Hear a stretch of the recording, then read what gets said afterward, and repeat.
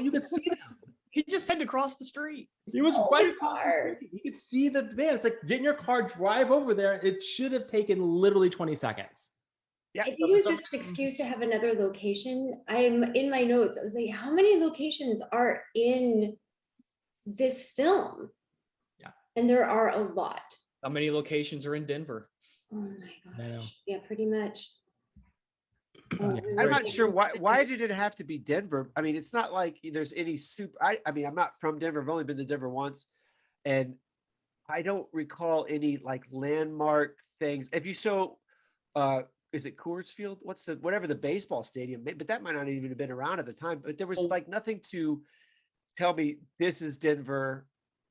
But I wouldn't. Or why it has to take place in Denver, type of thing. Well, I found the stats on it. It was shot for 34 days on over 25 interiors and exteriors around Denver. Just so many. And it seems Scott Rosenberg wrote the script in 2 weeks, and partly this was his reaction to his dad's dying of cancer.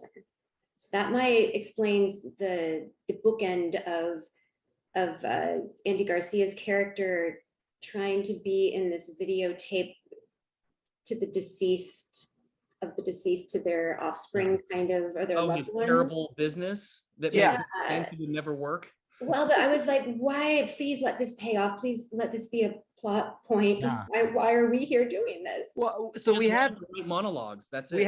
We have those monologues, which were confusing enough, and I was like, okay, these are trying to encapsulate some sort of emotional whatever. But then there was also the guy in the diner, the old dude who was like Yoda or Obi-Wan Kenobi. Like, what the heck was going on? And I love why did we have a narrator narrating to anyone he'll listen, which is totally true. Just was the it guy in from the past tense or present tense. Whoever comes in. It made no sense at all. And why was he narrating Andy Garcia's story? Who fucking knows? But that old guy, that old guy was talking to two younger guys. I think it was toward the end of the movie, and he did have a quote that I wrote down because I thought it was awesome. His quote was, "Life is like a mustard burp, tangy at first and then gone in the air."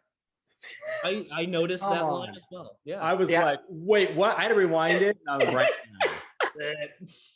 because I'm mustard burp. going to use that specifically mustard. Yes. Yeah, mustard burp. I will just quickly point out that Warren Zevon had a song called "Things to Do in Denver When You're Dead" in 1991. So it's probably named. Wasn't it at the end of the movie? Very possible. I turned it off as soon as I could. You didn't get that far. Right.